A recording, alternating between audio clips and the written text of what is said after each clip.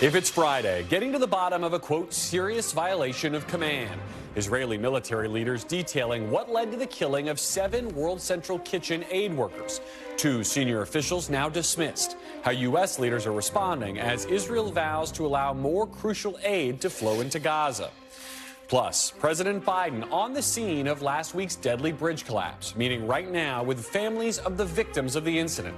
His message to the people of Baltimore as efforts ramp up to reopen the vital port. And did you feel it? Federal, state, and local officials are taking no chances after a magnitude 4.8 earthquake rattles buildings from New York City to Boston and everywhere in between. Reaction to the rare event that caught everyone off guard.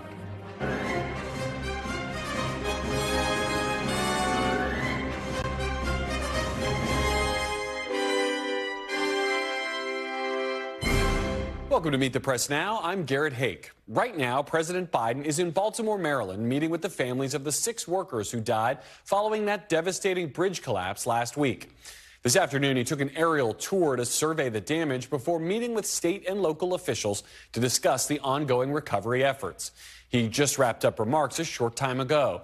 We'll bring you more on his visit in a moment, but we begin today with the latest fallout from the Israeli airstrike that killed 7 aid workers and the president's warning to Israel that U.S. military aid could be in jeopardy unless it takes concrete steps to protect civilians in Gaza. In the wake of that warning, Israel announced last night that it would increase the flow of humanitarian aid into the region.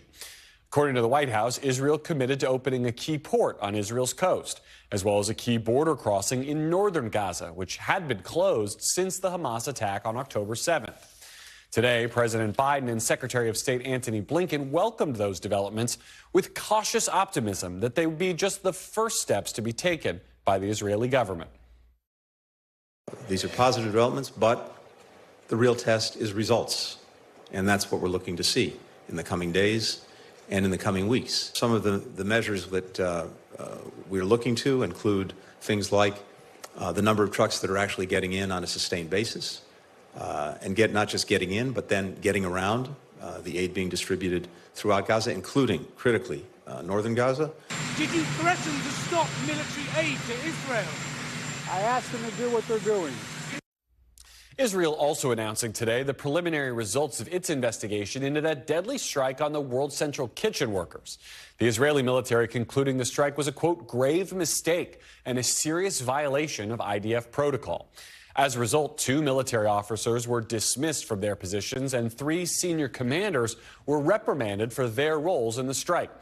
Now, despite the growing calls by aid groups and even some on Capitol Hill for an independent investigation, the White House says it will reserve judgment on whether that is necessary. We're going to work our way through that investigation ourselves and take a look and see what we think of their findings and their conclusions before we make any kind of judgment going forward. We'll reserve judgment until we have a chance to go through those findings. Joining me now is NBC News international correspondent Hala Garani in Jerusalem, and Monica Alba is at the White House. So, Hala, I'll start with you. What else stood out to you in the IDF's findings from their investigation here, and how are people in Israel responding to these calls for an independent investigation to go farther? There hasn't been a response, at least from the Israeli government, for these calls asking for an independent investigation. What stood out to me is that when the Israeli military detailed what went wrong, it indicated that it believed there were 1, possibly 2 Hamas fighters in that convoy. In other words, this was a case of mistaken identity. We now know that the 7 killed were relief workers. But that still leaves very important open questions. If they believed 2 were Hamas fighters, it means they believed that at least several others were not. So why then target 3 separate vehicles over an almost 2-mile stretch? There are many open questions, and the World Central Kitchen is asking, as are others, for a truly independent investigation and probe into this, because it says that really, essentially, the Israeli military cannot be left to investigate itself. Now, what we've seen, though, and you mentioned it there in your intro, is that what President Biden told the Prime Minister Benjamin Netanyahu has led to him relenting on key points that he was resisting against, including the opening of that key border crossing in the north. That key border crossing, Erez, was the main crossing before October 7th between Israel and the Gaza Strip. And of course, it was shut after the attacks at the beginning of October. And if aid trucks are allowed through, and that's a big if, because Israel and the government has promised before to flood the north of Gaza with aid, that hasn't happened. If indeed trucks go through and are able to distribute the aid, then it could make a significant difference to the starving people in the northern part of the Strip, Garrett. Are there any indications that that aid could start coming today, soon? And I guess my other question is, if this is the kind of thing that just sort of happened the day after a tongue lashing from President Biden, why weren't these steps that Israel could have taken sooner to increase aid? Well, there certainly could have been steps that Israel was able over the last few months to take sooner. The reason the U.S. and other allied countries, for instance, started dropping aid from the air, which is a very imperfect solution, because an airdrop contains less than what a single truckload could deliver by land just a few miles away from its destination, is because the flow of aid has been very, very slow to go in, and that so many important crossings like Erez have remained closed. I was just on the Egyptian side of the border a few weeks ago and saw miles and miles and miles of trucks stuck on the Egyptian side because the inspection process is so slow, and because sometimes an entire shipment is turned back because one or two elements inside the truck are on a list that is unclear to this day of what is allowed and is not allowed into the Gaza Strip, what the Israeli officials call dual-purpose items, but that in many cases charitable organizations say are basic necessities for the people of Gaza, Garrett. So certainly there are steps that could have been taken sooner, and it seems now that the United States is putting just a little bit more pressure on Benjamin Netanyahu to get some of those shipments through. It does seem that way. So, Monica, how were the results of this investigation greeted at the White House? We heard from Secretary Blinken today suggesting he still expects to see an independent investigation at some point. And this was really interesting, Garrett, because the State Department and the White House have sort of walked those comments back a little bit, saying that the secretary was talking about this investigation and the preliminary findings that were released by an Israeli agency that doesn't directly report to the IDF chain of command. So they're trying to imply or argue here that this report in some ways is independent. But of course, that does not meet the standards of what World Central Kitchen, the UN, and others are calling for, which would be a more third-party independent investigation. The White House says they're not ready to back that kind of a request because they still want to go through the findings of this report, that there could be a more fulsome investigation that comes, since this was just the initial one, and they want to reserve and withhold judgment until they can do that. So that's notable because they're not coming out and agreeing with some of these aid agencies. Instead, they're saying Israel was able to conduct this investigation in a rapid manner, and we want to get into the specifics before we do take a stance on that. But I think there will be more international and mounting pressure for the United States to perhaps take a stronger position on that, Garrett. And the president seems to have gotten some real concessions here from Prime Minister Netanyahu out of this call yesterday. How closely is the White House watching what I think Hala correctly cast some skepticism on, which is that the Israeli government will follow through on some of these promises to get more aid in and open more of these crossings? Yeah, that skepticism is definitely real, and it's one that the U.S. does plan to hold Israel accountable for. And the reason they do feel cautiously optimistic about that is because this conversation started earlier in the week between lower-level U.S. and Israeli officials about these three specific points of improving the humanitarian aid corridor with that crossing by land and by sea, and by just simply allowing more trucks to flow in from Jordan. And because that was something that the president asked the prime minister for in the call, and and the prime minister agreed to and said, we're going to even announce that we're doing it a couple of hours from now. That was reassuring because in the past, when the president has requested things like this, it's been met with, well, maybe, and we'll see, and we'll take it under consideration. But this tone and their response indicates, at least to senior administration officials, that they are more serious about taking some of these immediate steps. And we know that the larger background to all of that is because for the first time, the president said to the prime minister in more blunt terms, if you don't do that, we may not support you in the way that we have been for the last 6 months. All right, Monica Alba and Hala Garani, thank you both for your reporting. I want to bring in now Scott Paul. He's the Associate Director for Peace and Security at Oxfam. Scott, thank you for joining us. You heard us talking about Israel now making this announcement that they'll open a new port, an old border crossing in northern Gaza to increase the flow of aid. Obviously, short of a ceasefire, what other steps can and should Israel take to continue to try to ease the humanitarian crisis there in Gaza?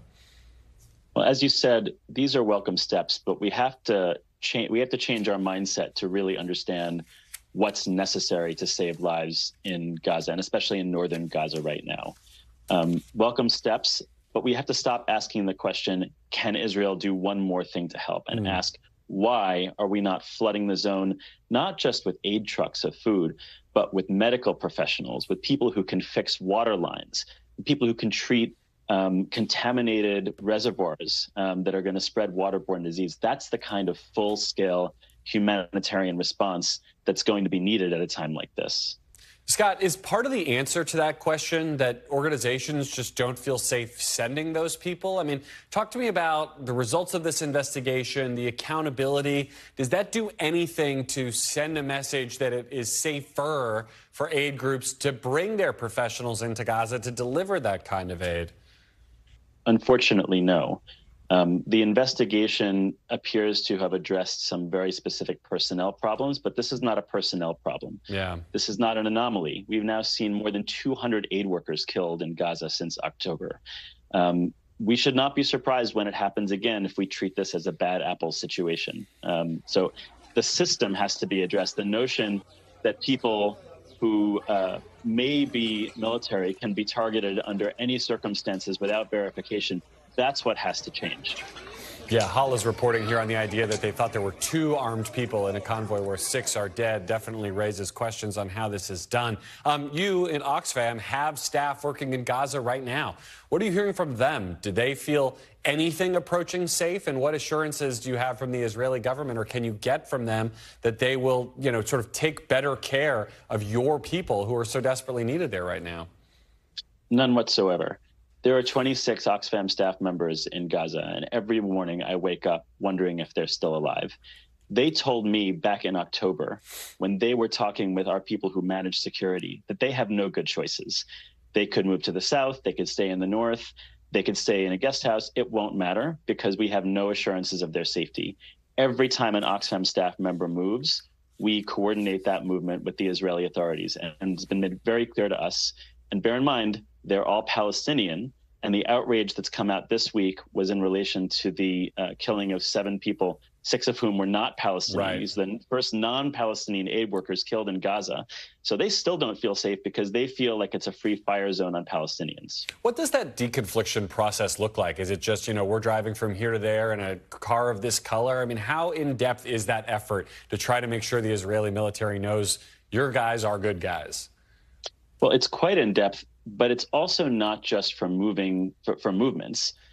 There's also offices and guest houses and other humanitarian facilities. These are fixed coordinates that humanitarian agencies supply to the Israeli authorities on a regular basis, and that has not spared those facilities from being hit by airstrikes.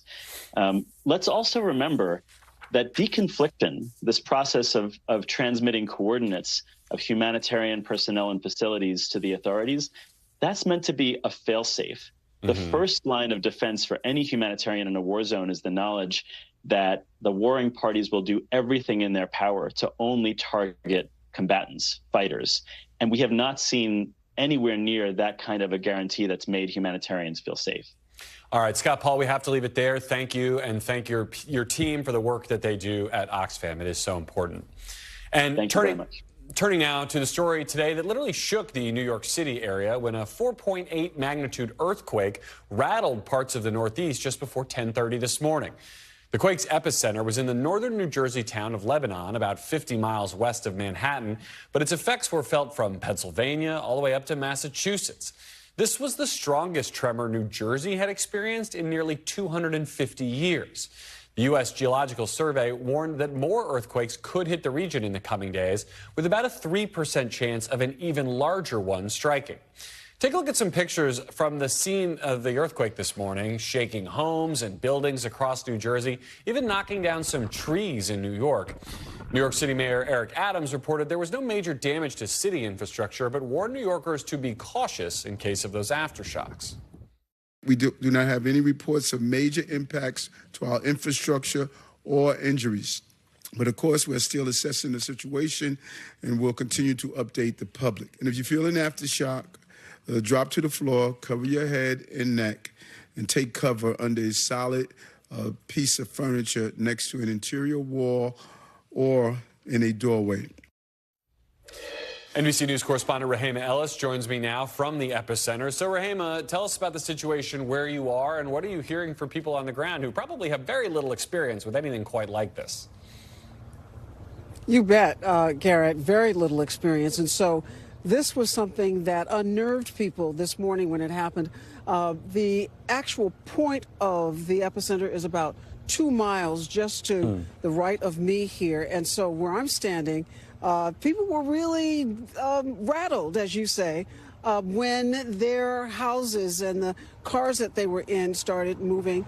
Listen to what homeowners said to us not long ago. Did you feel the earthquake?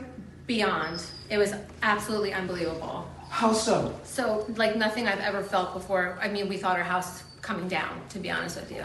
You thought your house was coming down? We thought our house was coming down. I mean, to the point where everybody was screaming in this house. I mean, we just had no idea. I thought that something was exploding from the basement because the walls were trembling. One of the good things for them, she said, was nothing was broken in their home with the exception of there was a glass-framed picture that was hanging over her daughter's bed. That came down, and it gave the daughter the notion that she's probably not going to put a glass-framed picture back up above her bed anymore. This was a real teachable moment, if you will, and one that happened without any injuries to them. We're hearing that here in this area. No reports of any major injuries or any major damage. Garrett? Yeah, that is all pretty fortunate. Now, there were some ground stops, public transportation systems that were affected at least earlier in the day. What's that going to look like as people start to get into this rush hour headed home? They are telling us that it should look pretty normal. Now, at JFK and Newark, they did do a ground stop, but we are told that that ground stop has been lifted, but there could be some delays still at the airport because now they've got to get the people who were stopped, they've got to get them out of the way, and so it tends to line up things along the runway, if you will. But the expectation is that things are going to get back to normal. I should tell you also of 1.1 million buildings in New York City, according to the New York City building commissioner, they're going to have inspectors on standby over the weekend in the event that someone feels that things just aren't right in their home or in their building and they want to call somebody in to take a look at it. New York City says they're going to be prepared to do that. Smart. I remember we had that small earthquake in D.C. a couple of years ago and people were finding little things at issue for a long time after that. Rahema Ellis, thank you for your reporting. And still ahead, President Biden on the ground and in the air as he tours the Key Bridge collapse and as crews rush to get the vital shipping lanes in Baltimore back open. Plus, the Biden campaign looks to tout a blockbuster jobs report as the president caps off a week that featured some positive political developments for him for a change. You're watching Meet the Press Now.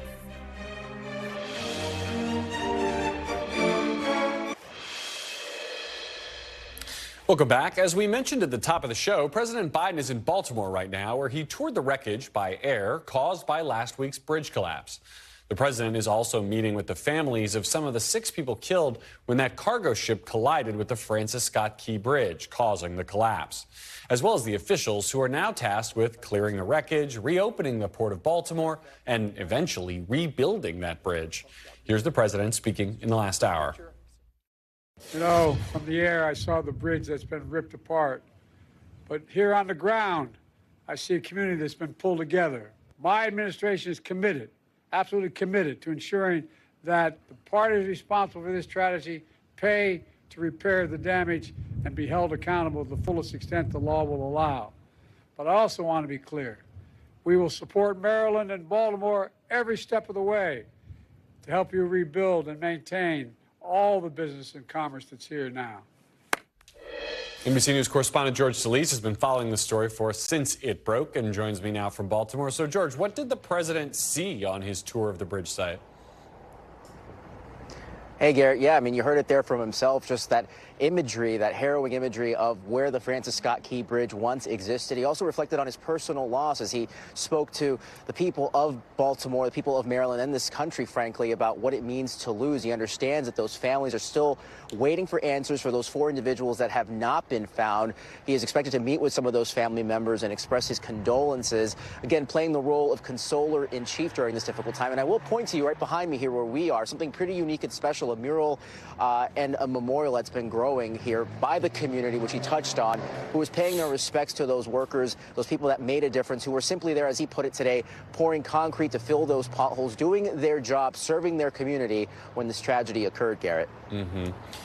So in terms of the cleanup, the efforts to open these channels, the water, I understand, has been too dangerous for dive teams to operate in. Is it any idea when it'll be safe for them to get back below the surface and do so much of the work there that needs to be done? Yeah, and keep in mind there's 2 different types of operations that will be happening in the water. You have the salvage and the recovery. So what we have seen from Unified Command is some footage of some of those salvage teams kind of going in there. In one briefing yesterday, what we saw video of what one official described as high beams in a blizzard, just really showing the conditions of just how difficult it is to really see what's going on. So they are in the water, sort of mapping out what it looks like underneath there. But as far as going in there and do more of the recovery, well, keep in mind the weather here in the mid-Atlantic has not been ideal. It's been rainy, it's been cold, it's been dreary, so it has been sort of putting the kibosh in a way on them being able to go back into the waters and really see what's going on down there. They will expect to be able to do that once the weather improves, hopefully in the coming days, Garrett. Now, what about folks in Baltimore? How are people there adjusting to this new normal with the bridge at the heart of their community now at the bottom of this river? Yeah, something that struck us immediately when we got here is people don't think of this as just another piece of infrastructure, especially here in the Baltimore region. This is named after Francis Scott Key, a Marylander who wrote the Star-Spangled Banner. It means so much to the people here, and we've seen people just looking in awe of where the bridge was. We're looking at pictures of the bridge, where it existed, shedding tears even. And then again, it speaks to just how much it means to this community to even see a memorial here that's been growing, and a vigil expected to grow in huge numbers tomorrow. People, of course, are concerned about the economic impacts and what this means for the supply chain, but really it's just a matter for them to see that bridge rebuilt and make sure they can get to their neighbors on the other side from Baltimore County to Anne Arundel County and beyond. Really, again, it's such an important part of commerce and such an important part of history of Maryland, of this nation. And so to see it gone has been such a meaningful, and it really has hurt this community, but they are eager to see the work and the progress that's been occurring to get it rebuilt as soon as possible, Gary. I'm sure they are. George Cevallos, thank you for that reporting. And joining me now is Alan Deal, a former investigator for the NTSB. And Alan, we spoke to you last week about this disaster. In the last few days, what's been the most significant development? Well, progress is being made, but it's all being made behind the scene. Clearly, I understand they're going to be taking fuel samples. They're looking at the black box, the recording. But the big issue is what kind of repairs or maintenance was performed on those 5 engines, I guess, before it left. There's been reports in the press that there was routine maintenance on those engines. Obviously, the fuel contamination issue is still there. I'm sure the NTSB is taking samples from both the bunkers aboard the ship as well as the shore facilities. But crew coordination, I think, will be a big issue here. When did they first realize they had a problem? Obviously, it was after they released the tugs. Yeah, so I'm not an expert in shipping here, Alan, but the idea of the dolly, losing power a couple times and then just being afloat into this bridge, Are there levels of redundancy? Are there things about those power failures that are going to tell investigators this whole picture? It seems like such a simple thing to go wrong to cause such a massive disaster. Well, Garrett, the main engine, the propulsion unit on this ship is totally dependent on other diesel engines producing electrical power. The fuel is supplied by these, the electrical power supplies the fuel. So if something happens to one of these auxiliary engines, another one is supposed to kick in right away. And what may have happened, and this is speculation now, people at our mariners have said, if they put that main engine into reverse, which means you have to stop the engine, and quite literally, there's no transmission on these. You back the propeller up. When that happens, the aft end of the ship will start to drift slightly to the left, which of course brings the nose to the right, which is where you don't want to go because it hit the stanchion on the right side. They also had a wind from the left blowing the ship out of the channel towards the stanchions, the bridge stanchions. So all of this will have to be carefully evaluated by the NTSB and the Coast Guard, of course, to find out if that was a factor. And right now I'm only speculating about the so-called paddle wheeling by reversing the propeller. All right, well, we'll check your work later when the final reports are finished. These crews have done yeoman's work to get 2 temporary channels open in the Patapsco River. Do you expect additional channels to open in the coming days and weeks? How much more can be done to make this a passable waterway while the investigation and the cleanup continue? Well, it's going on simultaneously, and that, Garrett, that's really not my field. I'm sure they're working extremely hard to try to channels open. Right now, they're, I guess, only open to fairly shallow draft boats. But whether or not the Army Corps of Engineers can bring in dredging material, dredging vessels to deepen those so that bigger boats can that draw more water can transit, I don't know. That's obviously something they're looking at, and I'm sure the president and the mayor and everybody is pushing for that to happen. But as you pointed out, Garrett, the weather hasn't been cooperating. Yeah, it's been pretty gross in the whole region. Getting back to the Dolly, the cargo ship, should we expect it to be a semi-permanent fixture there for a while? How long before it can be moved? Obviously, it's so critical to this investigation. Is it important that it stays exactly where it is while they're doing this work?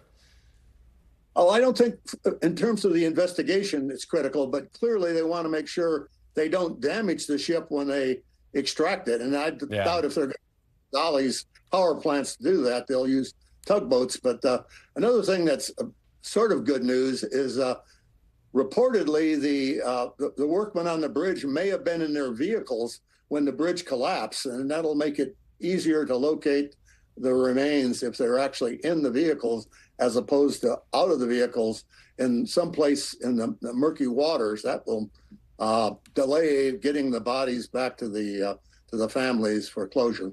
Just how complicated is that effort going to be to excavate all of this wreckage now that it's at the bottom of the river? How long do you expect that to take? Oh, Jared, that's really not my field of expertise. I'm sure they're working as hard as they can. Fortunately, it's summer, so they don't have to deal with the climatic problems. But, I'm sure you've heard the estimates anywhere from weeks to months. And, certainly the Secretary of Transportation wouldn't answer that question. So I, as a civilian, probably shouldn't try to.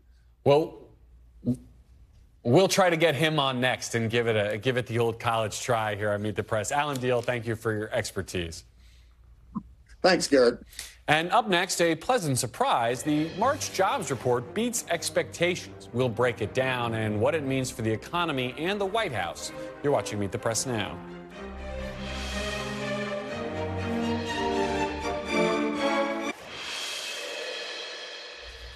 Welcome back. It's the first Friday of the month, so we have some new jobs numbers from last month, and they show another surge in hiring. According to the Bureau of Labor Statistics, the U.S. economy added 303,000 jobs last month, blowing away the expectations of about 200,000 jobs. The hiring was driven by jobs in healthcare and in government sectors. As a result, the unemployment rate fell 0.1 of a point to 3.8%. That makes 28 months now with the unemployment rate below 4%. And the last time that happened was in the late 1960s. NBC News senior business correspondent Christine Romans is at the big board with all the numbers and what they mean. So let's dig in, Christine. What do these numbers tell us about the state and the health of this economy? I mean, the job market is strong. There's just no denying it. When you look at these numbers, you can even see the beginning of this year an acceleration in hiring. And Garrett, that defies what so many economists have been saying, that under the weight of all of those Fed interest rate hikes, that you'd start to see a gradual slowing in job creation or the pace of job gains, and that would be a good thing. But that hasn't happened. It has just remained strong. When you look at that unemployment rate, 3.8%, I'm really glad you brought up that 1960s reference. I mean, that long below 4% matches another great boom time in the American economy here. So that's another very good number. And again, all of those Fed interest rate hikes. Remember when you had some progressive members of Congress who were screaming that the Fed was going to tip the U.S. economy into a recession on purpose? That simply has not happened. And where the hiring is, healthcare, just about every kind of healthcare job, government, construction, these are well-paid jobs. And again, Garrett, they show that with these high mortgage rates, high interest rates, you still have the construction industry moving ahead. It just shows the underlying strength of the American economy. You mentioned high mortgage rates. I am living with them. If the Fed meets later this month, are we going to see the interest rate cuts that have been discussed for so long? And what else could these numbers mean for inflation more generally? I have learned never to make a prediction about the Fed or the stock market. These are two things that I know. But I would wager. So I am going to make a prediction that they do not cut interest rates. They won't cut interest rates here at the next meeting. The economy is so strong. You cut interest rates when the economy is slowing a little bit to give it a little bit more gas. This is an economy that doesn't need any gas right now. Gas in this economy might actually make inflation rear up again, right? So we want to see the inflation rate get back down to that 2% that the Fed wants to see. And some gradual slowing in these economic numbers would be welcome for the Fed at this point. And you're just not seeing it's very strong. So, but maybe later this year, the markets are pricing in one or two rate cuts maybe later this year. So you might have your lower mortgage rate. But certainly people who 6 months ago thought there'd be a rate cut in March, that's just not looking like it's going to happen. Yeah, who are those people? What were they thinking? Oh, well, Christine, we'll leave it there. Who were those people, Garrett? I don't want to talk about it. Thank you very much. All right. Still ahead, why the Biden campaign and the White House see those 303,000 jobs as 303,000 reasons to celebrate, and as they end the week on a high note, at a moment when good news has been hard to come by for the president and his allies. You're watching Meet the Press Now.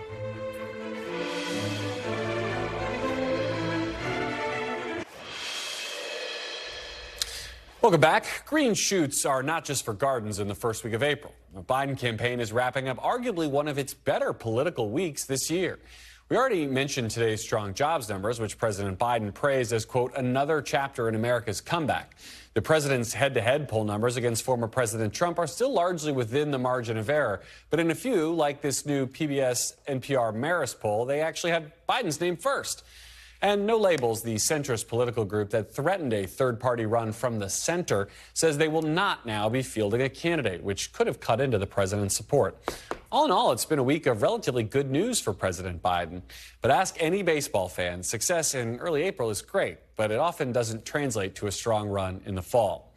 Joining me now on set is Tamara Keith, White House correspondent for NPR, Symone Sanders-Townsend, former senior advisor to Vice President Harris and co-host of The Weekends here on MSNBC, and Republican strategist Jim Dornan. So, Symone, vibes have been good. Things seem to be moving in the right direction. I assume they're not like popping champagne bottles yet at the White House, but I certainly I hope not either. But too soon. How do they build on this momentum if that's indeed what we're seeing here, however modest? Well, look, I think getting out there is going to be continuing to be out there is going to be a really important piece of this. Obviously, the president was in Baltimore today to visit and tour and see up close and personal for himself the devastation of the Francis Scott Key Bridge in the Baltimore Harbor and the port.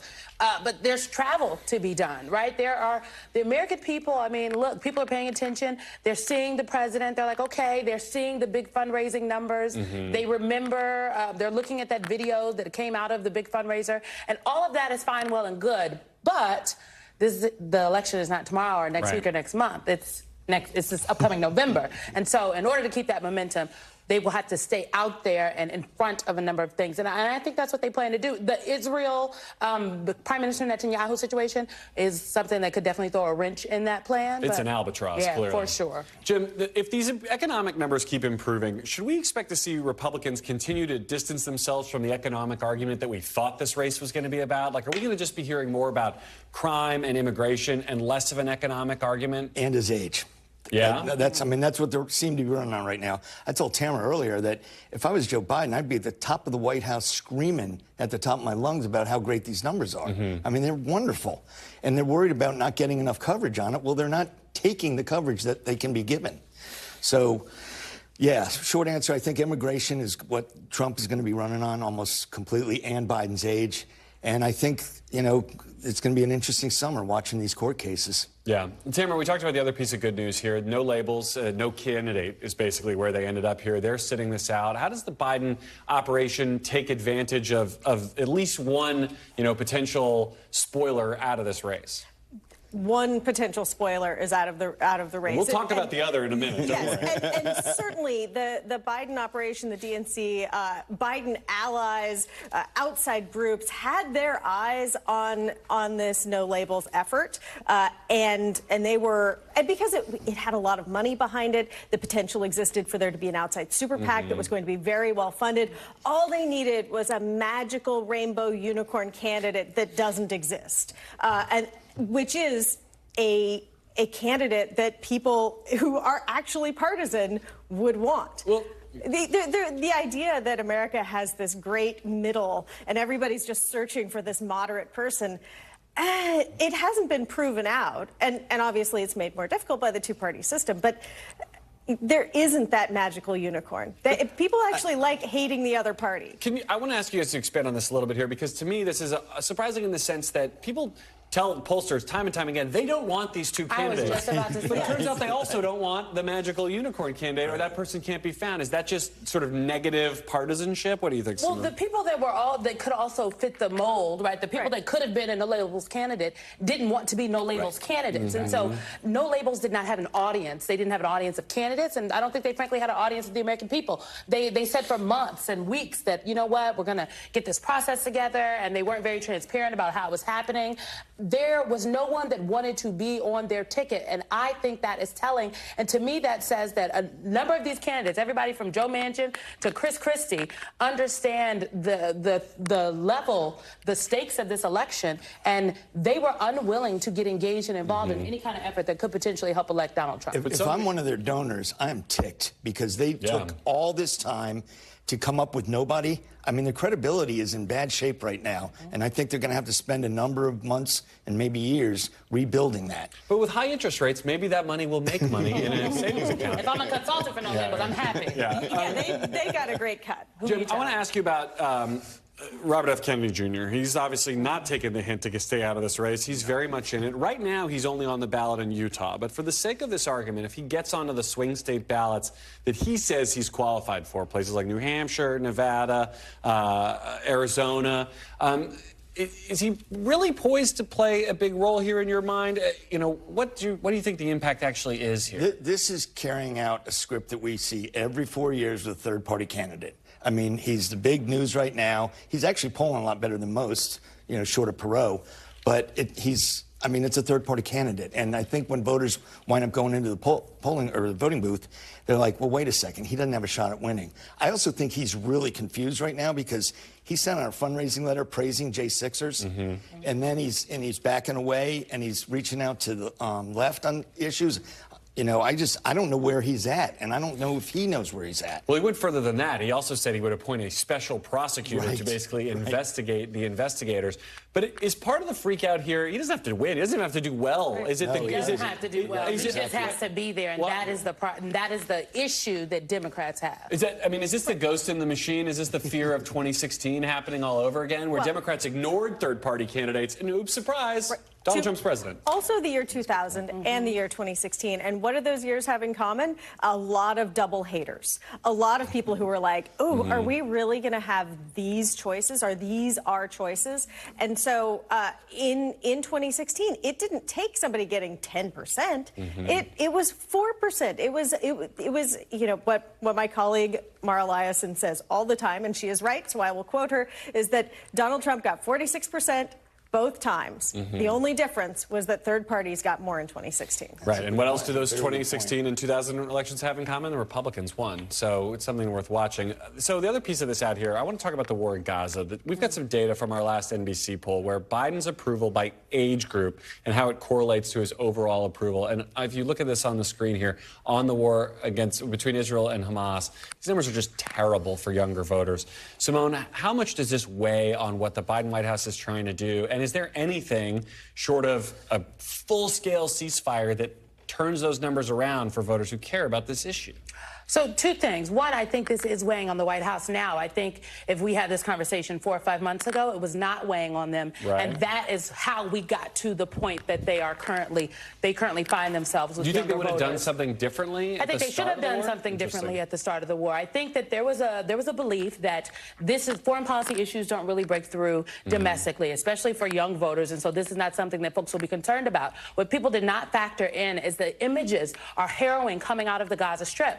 And there are younger voters, and not just younger voters, there are older Democratic voters, too, that are concerned about what they're seeing and the government of Israel's posture towards the Palestinian people. And I think they discounted that those images would take hold and people would feel some type of way about that. This is very similar, in my opinion, to 2015, 2016 about Black Lives Matter. Remember, the activist folks were telling, I remember at the time, Democratic strategists were telling the Clinton campaign, this is going to die down, you're going to do this one meeting, it'll go away. And in September of 2016, before the election, there were lots of young voters from everywhere, from the front pages of the Washington Post to the New York Times, saying, I'm not going to vote for Secretary Clinton, citing a number of these other things. This is similar to that, and that is why they must pay attention. Separately, they're also paying attention because Prime Minister Netanyahu is literally thumbing his nose, giving them the you-know-what to the United States government. And how long are you going to allow yourself to be embarrassed by your ally on the world stage before you take tougher talk outside? And that's what we're seeing. And, Jim, there's an interesting dynamic here because congressional Republicans have a lot to say about this, but Donald Trump has said basically nothing different than Joe Biden in terms of how he would prosecute this war, how he would handle this as an ally to Israel. Is this a case where, for Trump and for other Republicans for that matter, the less they say the better and just let this be Joe Biden's problem? I think so, because the progressive part of the party is the one making the biggest noise about this on the Democratic side. You know, Trump did a commercial for Netanyahu way back when and so nobody has said a word about that, and that's why I think Trump should keep his mouth shut on this issue and let it go with Biden. Now, I also think that what the Democrats should do is move this off the page and say, listen, the alternative is Donald Trump. I mean, I'm doing the best I can, but look at the alternative. That's just a really tough sell. I mean, they are not buying it right now. Yeah, no, young voters are absolutely not buying it. That's why these uncommitted movements in key states are continuing to go strong. And even now, Biden has taken this tougher tack. Netanyahu has, Israel has agreed to open up some new passages to get aid into Gaza. And the word coming from young advocates is this is not enough. This is not a ceasefire. This is not enough. And, I think to what Symone said, there was also a failure of imagination to imagine that this war would still be going on this far into an election year. But is there, go ahead. I was just going to say, but Biden has such a long-term track record on Israel. Yeah. It's put him in a bad position. He really didn't have any choice doing what he did. Yeah. And now he's having to back off, and it makes him look, Yeah, I got to give Jim the last word. We got advertisers to pay. We got to keep the lights on. We got to keep the lights to stay on. But I think this will be a good discussion for the weekend show this weekend. We will pick up where we left off. I love to hear it. All right, Symone, Jim, Tamara, thank you all for coming in. And just ahead, a week of legal developments and some setbacks for former President Donald Trump as he prepares for the start of that historic criminal trial in just 10 days. We'll walk through it with NBC News legal analyst Danny Cevallos. You're watching Meet the Press Now.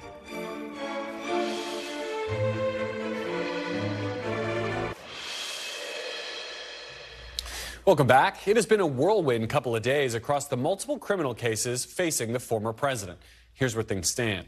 In 10 days, Donald Trump will become the first former U.S. president to stand trial in a criminal case when jury selections begin in his New York hush money case. On Wednesday, the judge presiding over that case rejected the former president and current presumptive Republican nominee's effort to have that trial put on hold until after the Supreme Court ruled on his presidential immunity claims. The High Court has set a date for April 25th to hear those arguments as they relate to the former president's efforts to overturn the 2020 election. Now, that was just one legal setback for Trump in his effort to have the criminal cases against him delayed or dismissed.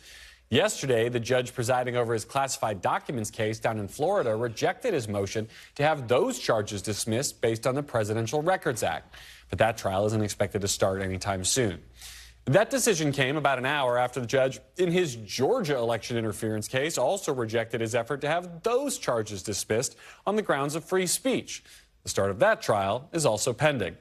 If you're lost, I have good news. NBC News legal analyst Danny Cevallos joins us now to explain. Danny is also a criminal defense attorney. And so, Danny, let's start on the documents case. Aileen Cannon, she may have rejected Trump's motion to dismiss the case yesterday, but she also had some pretty choice words for Jack Smith. How does that bode for the special counsel there moving forward? Not really that badly. I may be in the minority, but as you said in my intro, I am a criminal defense attorney, so I may be biased here. But when you read that order, I read Judge Cannon as actually being quite deferential to the government. When federal judges deny a defense attorney's motion, they don't spend a paragraph patiently explaining why they denied it. And that was the sense I got from Aileen Cannon's language there. Yes, she used words like unjust and other words that you could interpret as being a little harsh on the government. But at the same time, she also took some time to explain, hey, I was just kind of soliciting some ideas for jury instructions.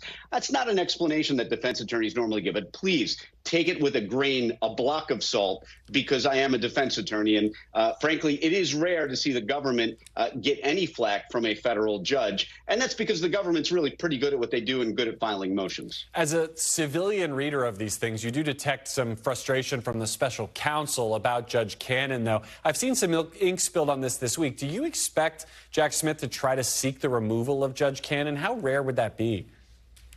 It would be very rare, and I would be really surprised if the government did that. I mean, look, so far, yes, you have a judge that seems to be deciding everything against you. And I would say this to the government: welcome to our experience as defense attorneys. And again, I may be biased, but as a defense attorney, it often feels like the judge, especially federal judges who are usually former prosecutors, former federal prosecutors, they are often, at least, and again, this is just my biased, jaundiced eye, it feels like they're often ruling against the defense. But another explanation could be, this guy's guilty, so that's why he's losing all these motions. So fair enough, I get it. But look, all this is a case of Judge Cannon seems to be going a lot of times against the government, but she's also deciding some things in their favor. That, to me, is never grounds for recusal. You need some inherent fundamental bias that you can demonstrate. I see Jack Smith getting frustrated. I don't see him moving to recuse because I just don't see the grounds here. Donald Trump loves talking about the Presidential Records Act when he talks about this case. Based on what we saw this week, can his attorneys still use that as part of his defense once we get to trial, or is that now off the table? I wouldn't say it's completely off the table. All this denial is cabined to really is saying, let's look at the indictment. The indictment controls here. Because the indictment tracks the criminal statutes, you can't get the case thrown out at this stage because the standard is so deferential. When you're talking about moving to dismiss an indictment, the judge will literally look to the statute, look at the indictment, see if the words track, and usually that's enough. I mean, there are obviously exceptions, but in this case, they don't apply. I think that's a fair reading of a judge's duty at this stage. Things change once the factual record is developed at trial. So we may see that issue come up again somehow. All right, Danny, we're going to do a lightning round on these other cases before we run out of time. Georgia, the judge there throws out this First Amendment argument here from Trump's attorneys. Was that ever something to take seriously, or was that just a delay tactic by the Trump attorneys, do you think? Oh, it's very much something to take seriously, especially because I think Judge McAfee is an academic type. I think he's someone who might be interested in some of these theoretical First Amendment arguments. But the biggest takeaway from me is what Judge McAfee said in his decision was essentially just because there is speech and it may be false, that can still harm the government, and that can still be a crime. Because one of the themes of the Trump defense is that false speech is okay and it can't be criminalized, which Judge McAfee seems to disagree with. And quickly on the New York trial, April 15th, do we think that holds, or do we get this kicked down even further? Well, in roulette terms, I've been betting black on this every single time, and that black bet is it's always going to get delayed. Now, I realize I'm probably wrong this time, but I've been right every single other time I've said that a trial date wouldn't hold. So I'm just being consistent and saying it probably won't go. But as I see it, there really isn't anything left to delay this case. I'm with you. I've been taking the over since it's March Madness. I've been taking the over on all these trial dates. Danny Cevallos, we got to leave it there. Thank you. We're also following now some breaking news out of Vermont, where police are investigating a fire at Senator Bernie Sanders' office as a potential act of arson. Police and fire officials responded to the fire at Sanders' office in Burlington this morning. They say an unknown man had entered the vestibule at the office, sprayed some kind of accelerant apparently on the door, and lit it on fire, then fled. No one was hurt, but the fire did damage the office. Water from the sprinkler system also damaged the office and other parts of the building. Police are now looking for that suspect, and the motive is unknown. The investigation is ongoing. That's going to do it for us. We'll be back on Monday with more Meet the Press Now. NBC News Now continues with Tom Costello. Thanks for watching. Stay updated about breaking news and top stories on the NBC News app or follow us on social media.